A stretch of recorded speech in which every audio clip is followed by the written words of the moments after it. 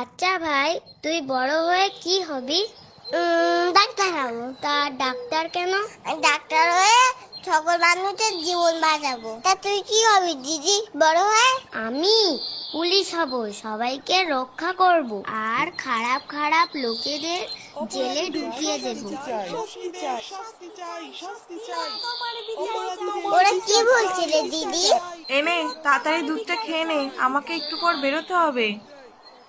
কোথায় মা? ওরা কারা মা? কেনই বা ওরা বেরিয়েছে? ওরা ওরা তো আন্দোলন করছে রে মা। ও মা, আলোচনা মানে কি? যখন কোনো অন্যায় হয় সেই অন্যায়ের বিরুদ্ধে একসাথে প্রতিবাদ করাই হলো আন্দোলন।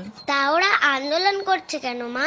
ওই যে একটা ডাক্তার দিদি ভাই ছিল, তাকে কিছু দুষ্টু লোক মিলে ব্যাড টাচ করেছিল। ব্যাড টাচ কি মা?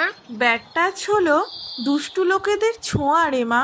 কারো ছোঁয়ায় যদি তোমার অস্বস্তি হয়, যদি খারাপ লাগে, সেটাই হলো ব্যাড টাচ।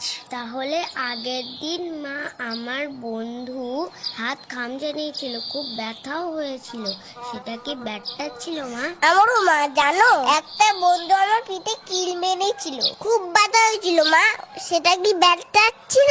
না বাবা, যদিও তোমাদের বন্ধুদের ওটা করা উচিত হয়নি, তবে সেটা ব্যাড টাচ ছিল না। কোনো অপরিচিত লোক আমাদের ইচ্ছার বিরুদ্ধে গায়ে হাত দেওয়ার চেষ্টা করলে সেটাই হলো ব্যাড টাচ। আর এরকম যদি কেউ করে, তখনই বাবা মা বা স্কুলের টিচারকে জানানো উচিত, তারা তাদেরকে উপযুক্ত শাস্তি দেবে। মা, ওই দিদি ভাইটা মা বাবাকে কিছু বলেনি? বলবে কিভাবে? সে তো বলার সুযোগই পায়নি। তার আগেই তো দুষ্টু লোকেরা তাকে কষ্ট দিয়ে মেরে ফেলেছে। আমি ওই দুষ্ট লোকেদের শাস্তি দেব মা।